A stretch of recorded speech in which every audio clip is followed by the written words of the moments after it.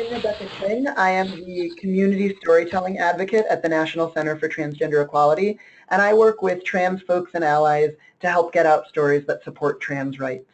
I also worked a bunch on this presentation with Sandy James, who's our research director. Unfortunately, Sandy wasn't able to join us today. If we do have any questions that are outside of my knowledge base, I will check in with Sandy and definitely follow up with people. Our agenda for today, we are going to go a little bit over the survey in general and what the background for the survey is, where it's coming from, as well as some of the key themes that came out of the survey. We're then going to go a little bit into specific topic areas and look at how you can connect those with your stories. And then the last thing we'll do is talk a little bit about looking forward.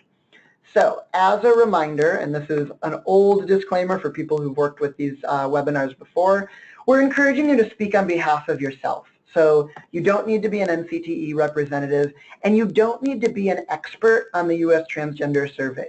The full survey report is over 300 pages, and I'm going to be honest, I have not read it cover to cover. You do not need to be an expert to still use this information in a way that's really powerful. And because I'm a dork, there is a joke in the fine print. What's orange and sounds like a parrot? A carrot. Don't say I didn't warn you, it was a bad joke. So let's look a little bit at the survey, where it's coming from, and why we decided to do it the way we did. So in 2008 and 2009, we, with the National LGBTQ Task Force, worked on the National Transgender Discrimination Survey, which was NTDS. And we had over 6,400 respondents.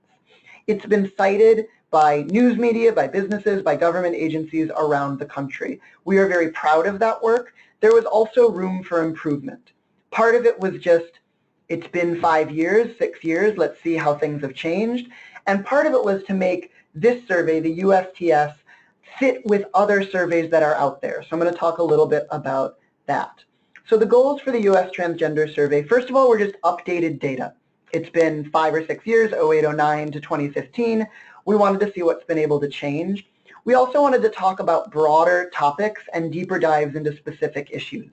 So we made sure to have the questions crafted in a way to capture as much information about as many people as possible, as well as looking at where we might have had gaps in the past. So were there places in the country that we didn't have as many respondents? Were there different ages or identity groups that we didn't have as many respondents as we hoped? And we also wanted to be able to compare this survey to future surveys. One of the things that the NTDS, so the National Trans Discrimination Survey from 08 and 09, is it phrased questions differently than other surveys that are out there that look at census data or polling data.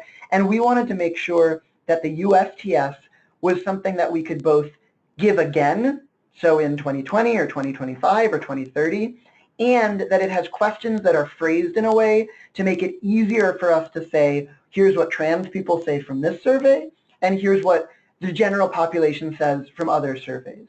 We're never able to do that quite perfectly because different surveys use different research collections or methodologies, but at the very least, the USTS makes it easier. And then last but not least, we wanted to have more respondents. 6,500-ish for the NTDS was phenomenal. We want to make sure that there are more. So the USTS, we had almost 28,000 respondents. We had 27,715 people who filled out the completed survey. And a third of those respondents identified as non-binary. Now, what's frustrating about some of this data is that does not mean that we can say a third of trans people are non-binary. This survey was not what's called a representative sample, meaning we couldn't just randomly pick trans people to take it. People were voluntarily taking it. So seeing that 1/3 of respondents identified as non-binary was really big. It means that the non-binary population is strong and thriving and deserves to have a voice, but it doesn't necessarily mean anything about how many trans people are non-binary. We also were able to get data from all 50 states, the District of Columbia, American Samoa, Guam, Puerto Rico, and US military bases overseas. And this was another great thing to be able to say, trans people are everywhere. Because of the research methods we were using, we could only accept results from people who are 18 or older, and we could only accept results online in English and Spanish. We know those are not perfect, and those are things that we want to be able to do better in the future. But for this report, those are sort of the restrictions we had on data collection. And when we look at where people were who took the survey, those two maps look really similar. So on the left is a map of where people took the survey, and on the right is a map of just the US population distribution. And what you can see is they look pretty similar. Trans folks might be a little more clumped around big cities, which makes sense, but in general, everywhere that there are people, there are trans people. And it's really cool to be able to point to this map or point to our data and say, hey, Indiana, you say you don't have trans people? False. Hey, American Samoa, you say you don't have trans people? False. And I don't know that anyone there is saying that, but just to use examples. So let's look at some of the key themes from the USTS. The big ones are that trans people are at constant risk for mistreatment and violence. Trans people are a lot more likely than the general population to have economic hardships or instability. Trans people's discrimination impacts both our physical and mental health. And these things are compounded by other forms of discrimination. And what I mean by that is that trans people who are also people of color, or trans people who also have disabilities, or trans people who also have economic instability, those sort of multiply each other to make their experiences even worse than either of those groups alone. And I'm going to look a little bit at those broad categories: mistreatment and violence, economic hardship, physical and mental health, and other forms of discrimination, and then we're going to dive into some specific topic areas.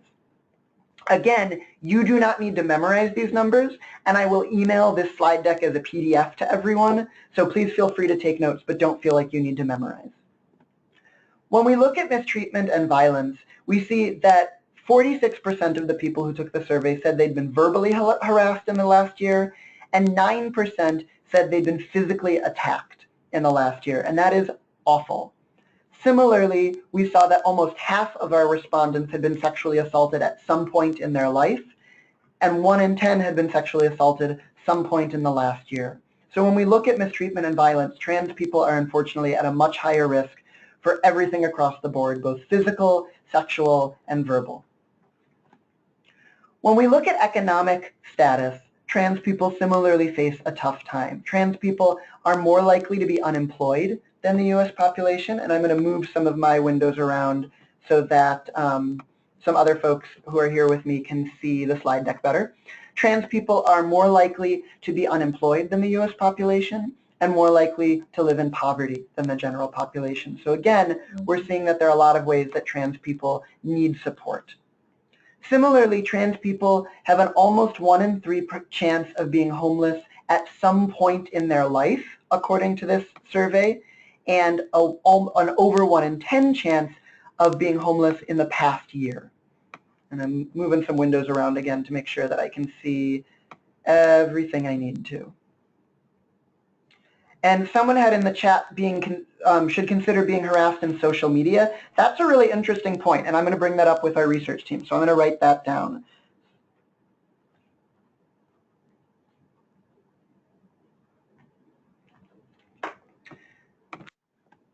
So something I do in my slide decks that some of you may have seen before is a lot of this information is difficult and hard, and so I put some cute animal pictures throughout to just make sure we're also reminded that there are some good things in life. So this is Dr. McSnuggles, although I don't know, I assume the cat is the doctor. When we look at physical and mental health, trans people also had a lot of risks. Trans people were 8 times as likely to be in serious psychological distress, and that's something that was based on a bunch of the different questions. We didn't just ask people, hey, are you in serious psychological distress, yes or no? We based that on the research methodology to make sure that we were able to use that data to compare it to sort of the general population. And similarly, trans people are 9 times more likely to have attempted suicide in their lifetime. There is a lot of conversation because in the NTDS, so in that older survey, the percentage who said they'd attempted suicide was 41 or 42%. It was a tiny bit higher. And in this survey, it was 40%. Unfortunately, we can't really compare those numbers. This goes back to what I said about things we wanted to do better in this survey to make it easier to compare things moving forward. So we can definitely say that trans people are at a much higher risk of suicide, and that doesn't seem to have changed much over the last couple of years. We can't do a direct comparison to say it's going up or down. When we look at physical and mental health, we see similar things, that 33% of those who saw a doctor were harassed or turned away or had other negative experiences because they were trans. If we look at whether or not people even sought health care, over 1 in 5 trans folks just decided not to get health care because they were concerned that they would be mistreated. And similarly, 1/3 of trans people said they didn't seek health care because they couldn't afford it. And these are numbers specifically over the year leading up to when people were surveyed. And again, when we look at the idea of how people's different parts of their identity, so they might be trans and a person of color, or might be trans and have a disability, or might be trans and an immigrant, we see that things were even more difficult for those populations. So among people of color, among trans people of color, poverty was 3 times higher than the US population, and 1.4% of all of our respondents were living with HIV or AIDS, which is 5 times higher than the US population. Among Black trans women specifically, that rate was 19%, which is almost 50 times higher than the US population. And that math is wrong in my head. Don't say 50 times. The rate was 19%, which is significantly higher, and I need to look and check my math on that, so I'm going to write that down.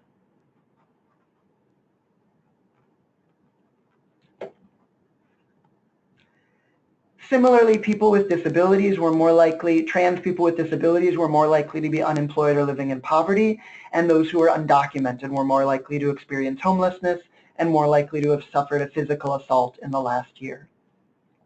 So again, when we look at those key themes, overwhelmingly, trans folks are at risk for mistreatment and violence.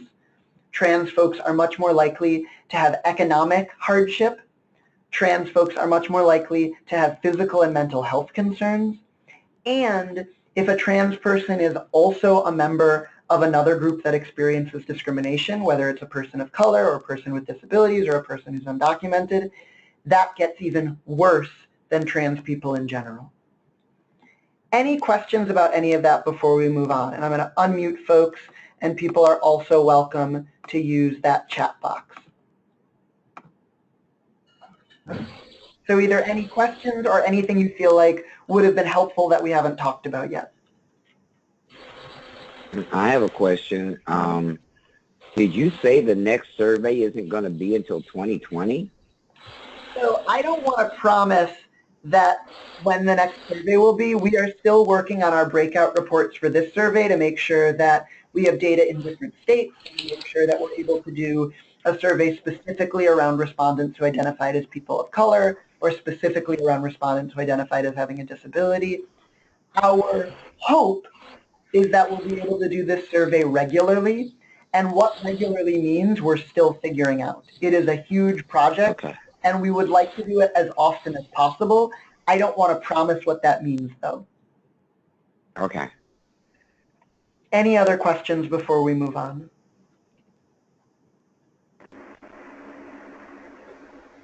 All right. So now we're going to look at some of the specific topic areas. And this is where you can really start to think, oh, I have a story about healthcare. That healthcare numbers might be helpful. I have a story about school. Those school numbers might be helpful. Some stuff like that. And then we're going to look at how to connect those with your stories. So there are a bunch of topic areas in the full survey. We're going to look mostly at school, the workplace, housing, which we include homelessness and shelter access, public spaces, which is also called public accommodation sometimes and includes restrooms, and then family support and what that means. So when we look at school for K through 12, 77% of our respondents, of those who were out or thought other people perceived them as trans, 77% experienced some form of mistreatment. And this is only from a population that's 18 and over. So we don't know what that would be for people who are still in school or are under 18 and still in school. When we break that down, we see that it's still really troubling, that over half of them were verbally attacked or verbally harassed. Almost a quarter of them were physically attacked. over 10% were sexually assaulted, and 17% left school because treatment was so bad. Now, I want to clarify there. That doesn't necessarily mean they dropped out. That might mean that they left school to be homeschooled or that they left school to attend a different school.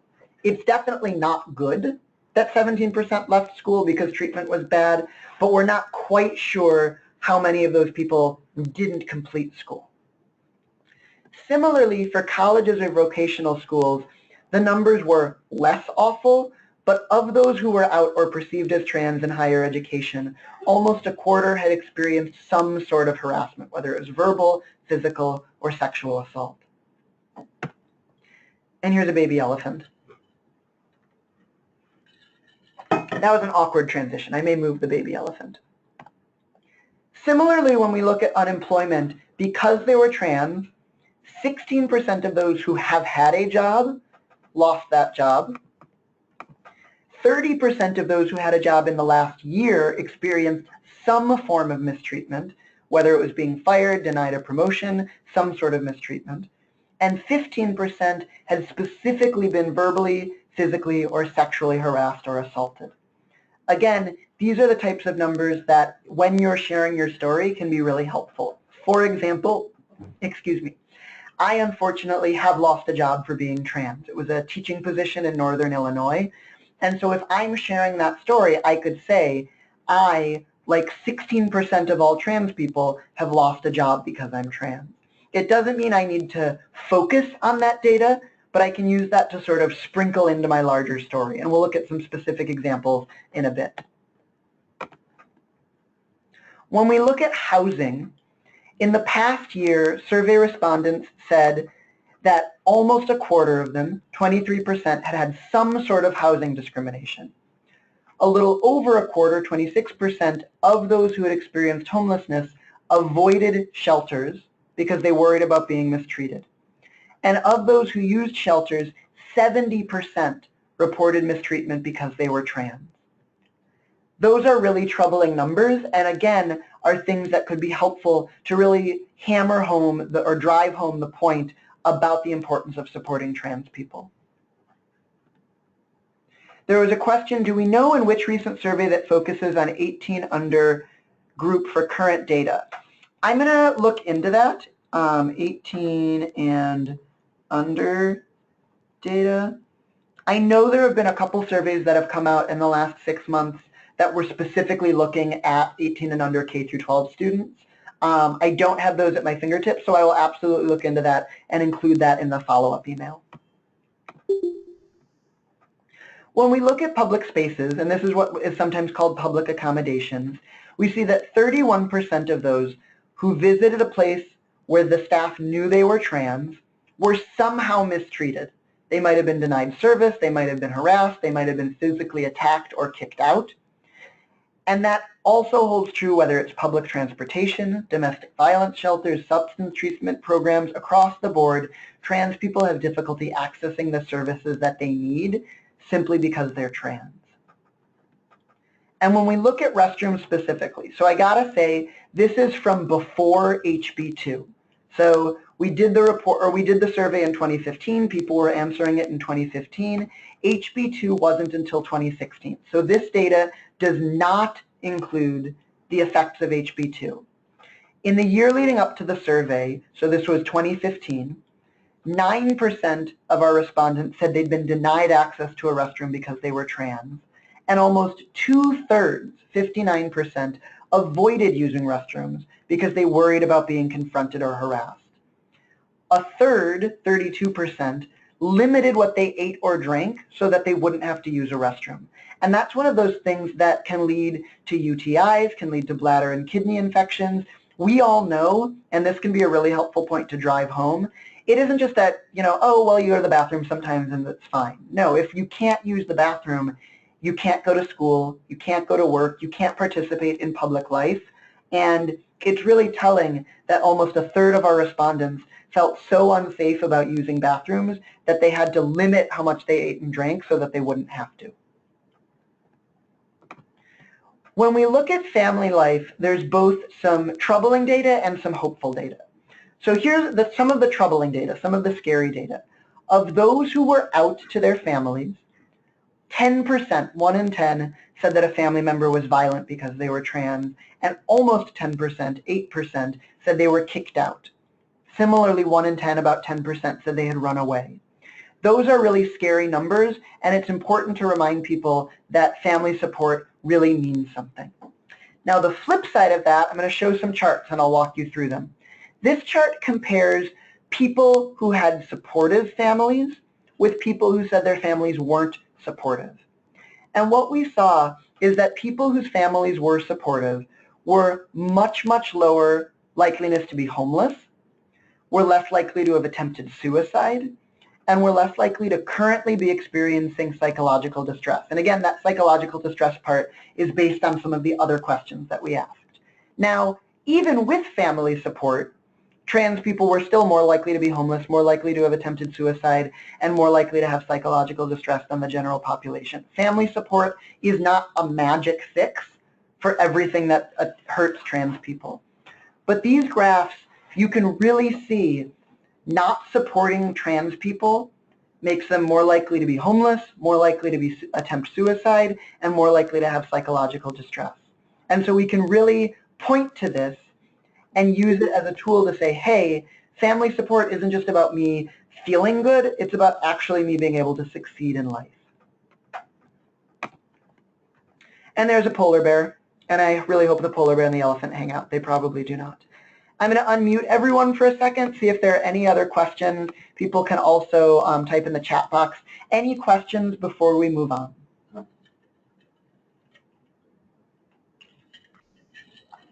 Do we have any data for any type of curricula that is being taught in regards to trans individuals in terms of either high school or in colleges, anything like that at all?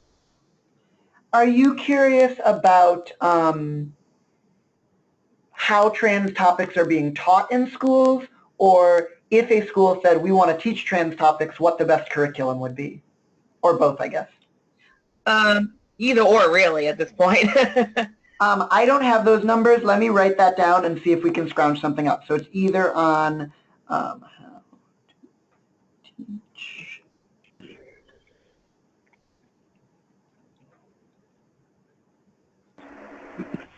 I know that in the medical profession, young doctors are starting to push for transgender education in the physician arenas around the doctors that are giving us HRT and various that's things. good to know too. So was this question specifically around K-12 or just whatever data we can find? Whatever data you can find. I mean, I would love to know if there's any kind of education specifically for K through 12 or for those in human services fields or, you know, or psychology fields in college, because that's what I was in, and there was no education at all about that. So. Okay. Thank you for clarifying. I'll definitely look into that. Any other questions before we move on? Or if anyone else has thoughts or knowledge about that? What happened to my screen?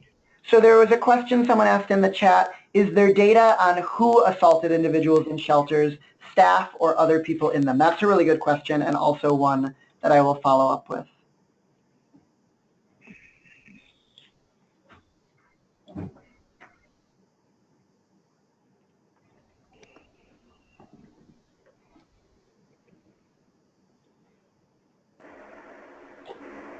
Okay. So the next section we're going to look at is about telling your story and about how to connect that to some of the data we just talked about. So in general, and this is old hat for some of you, so I'm not going to go into too much detail, the way that we talk about storytelling at NCTE, this is absolutely not the only way to share a story. It's not even necessarily the best way to share a story, but it's something that we really like when looking at sharing your story to change someone's mind about trans rights. So maybe talking to a legislator or a school board meeting or talking to other community members. The way that we sort of talk about is introducing yourself and helping explain what trans identity means, sharing your story, and that's where we're going to talk about connecting this to the data. making that case for trans rights. This is why we need a non-discrimination policy. This is why we need better curriculums in school. This is why we need healthcare access. And then linking back to why you're telling that story. So I need you to vote a certain way, or I need you to speak out against transphobia, or I need you to whatever. So I'm going to send some more info about that in the email follow-up. I just wanted to give a general overview. There was a comment, HRC's Welcoming Schools has curriculums for teachers, as well as GSSCinc.com, which is the Georgia Safe Schools Coalition. So I'm going to write those down, and I'll send those in the follow-ups.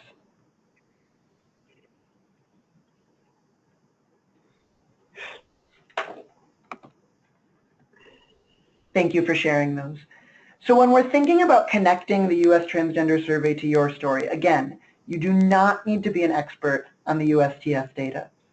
And you're allowed to use it to provide some context to your story. So again, it's not that you're reading the whole 300-page report. It's that you're picking one or two really important facts or really important statistics to be able to link your story to the larger population. You can also look at the state breakout reports for specific info on your state. We don't have them for every state, and I'll send that details in the follow-up email. But for example, we have the state report from Texas. So if you are in Texas, you might want to look at that and say, okay, not only can I compare myself to the national trans population, I can also link it to Texas specifically, or Pennsylvania, or Maine, or wherever some of the other breakout reports are. And let's look at how that can function in practice. So this is a made-up story. I recently transitioned at work, and I've had a very positive experience. My boss made it clear that our business supports trans people, and he even helped me to go to HR and change my name on office paperwork. Being my true self has made me happier, which has made me more productive at work. That's a great story, and again, it's made up, but that's a great story on why supporting people at work is so important, because it helps them not only live happier lives, but be better employees. Now, pulling back our employment and the workplace slide, there are a lot of different stats about trans people and how discrimination impacts us at work. So what this person might do is take one of these stories, or take one of these pieces of data and link it to their story. So to give an example, this person might then say, unfortunately, the 2015 US Transgender Survey showed that 16% of trans people have lost a job because they're trans. I'm lucky that that didn't happen to me, but I still worry that a future boss or employer might not be so supportive. So this person is connecting their story to the larger world. They're saying, this is something I've dodged, but it's still really important to me, and this person might be able to continue. That's why we need non-discrimination laws, or that's why we need better policies, or that's why we need better whatever. Any questions about that or thoughts before we move on?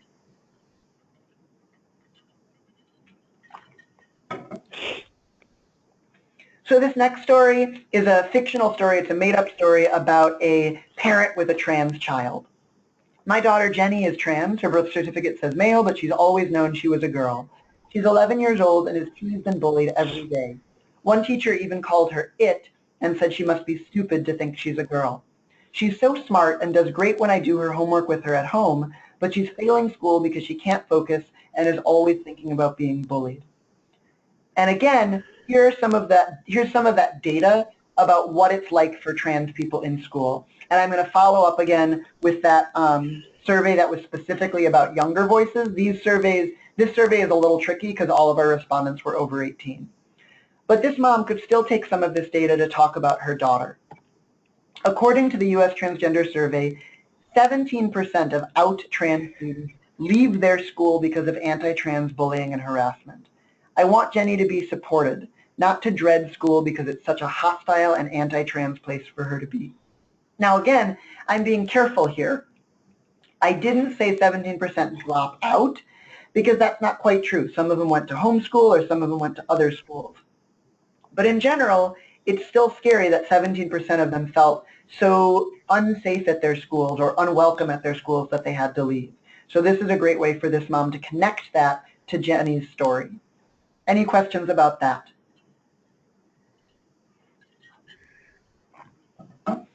So this last one is from a non-binary trans person. Again, this is a fictional story.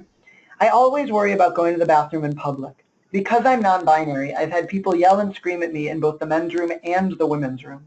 I'm never sure if I'm going to be safe in the bathroom. I try to find single occupancy bathrooms, but those don't always exist.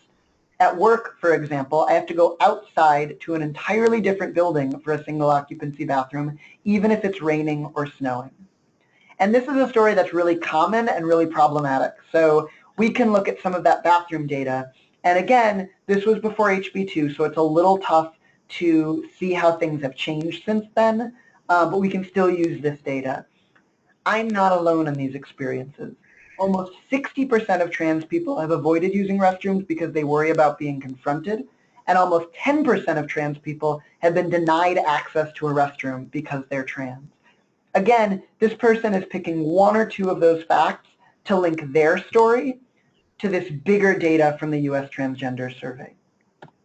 And what I want to take a few moments to do, because we definitely have time, if anyone is curious about a specific topic that they want to tell their story about, we can go back, if people are interested, and look at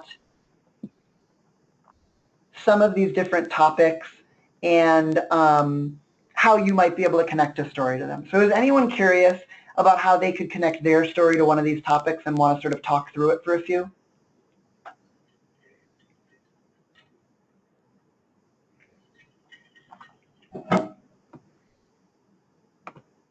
All right. Well, I am always happy to follow up. So if anyone's particularly curious, please feel free to email me, or we can schedule a phone call or a Skype date to chat and talk through, all right, my story is about my family. I really want to use some of this data. Or my story is about that time I was at a shelter and was discriminated, and I want to use this data. Someone is weighing in the comments. The Georgia Safe Schools Coalition no longer has the modules on their website, but does have a manual for school counselors. Thanks for that heads up, and I'll definitely try and pull up some more data or some more potential curriculums for that email. All right, so we talked about connecting.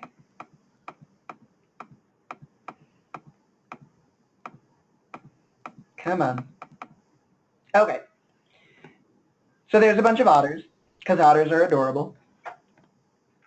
Looking forward, the big thing that I want you to think about is how you can use the USTS data to spice up your story. It shouldn't feel like you need to change your story entirely. This is really the type of thing that if you can even memorize one really great statistic, if you can memorize that 60% of trans people have been harassed in bathrooms, or that almost 10% of trans people or 17% of trans people have left school environment because of feeling unwelcome, or a stat about healthcare, or a stat about employment. If you can memorize that one statistic to connect to your story, that's all we're asking. In terms of the email follow-up, I'll send you the links to the full report and the executive summary. So the full report, the executive summary, and all the breakouts are at ustranssurvey.org. That full report is the 300-page one. The executive summary is 15 or 16 pages, so is a little easier to read. And that's where I would say to check out if you're just curious about what other data is there. If you know you have a specific topic, please feel free to check out the full report and either search for it or go to that chapter. We've also done breakout reports so far from a bunch of different states. I won't read the full list out. I'll include it in that email. And those breakout reports are also at ustranssurvey.org. We're looking at additional state reports. So we have, I think it's 40 or 45 of the 50 states where there were enough respondents that we can do breakout reports. There were some states where only a couple people or only a few dozen people responded, and we don't feel like that's enough data to do a full breakout report. But those additional state reports are coming over the coming months.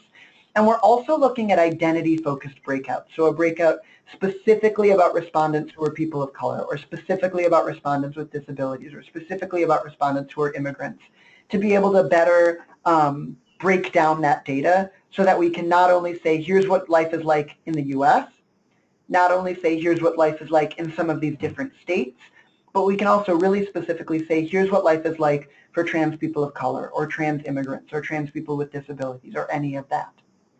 In addition, if you are a researcher, you can go to ustranssurvey.org and sign up for a notification when the data starts to be shared. We are not just going to post that raw data to our website, but we are going to share it with researchers, with academics, with activists. So if there's a project that you're working on where some of this data might be helpful or might be a good tool for you to advocate, you can request that at ustranssurvey.org. Again, as a reminder, we want you to speak for yourself, and we want you to use this USTS data, but not feel like you have to be an expert in it.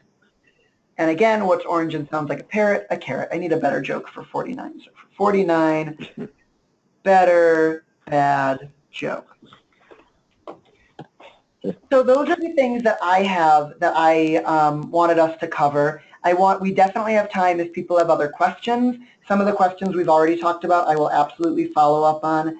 The other thing, in addition to questions, if there's any data that you felt like you were hoping to see today that you didn't, please let me know either now, we can chat for a few, or through that follow-up email. So I'll give people a few minutes for questions or comments, and otherwise we are done.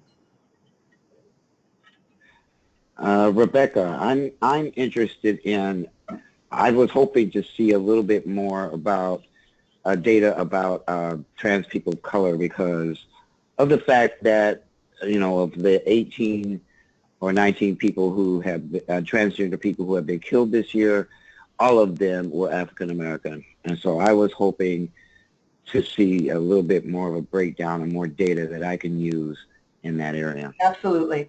I'm going to follow up with Sandy, with our research director, to see what we have so far. I know we are working with a couple of trans POC groups to work on those reports and get those out. So that is a priority of ours, and I will see if I can get, I know Sandy really doesn't like to give estimates on when, but I'll try.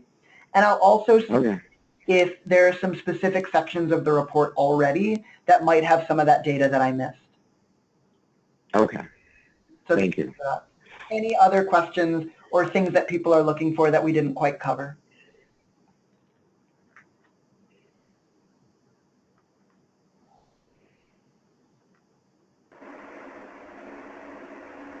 All right.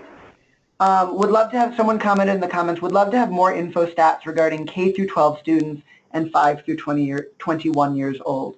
That I will both look into for our data, so what was from the USTS, as well as some of those other surveys that I know have been released in the last couple months. Again, those are tricky because we can't always do one-to-one comparisons. We can't always say, this survey said this and our survey said this, so things are getting better and worse. But I'll definitely include as much info as I can in that follow-up email. And I'll try and see if I can put some together for later versions of this slide deck as well. Anything else?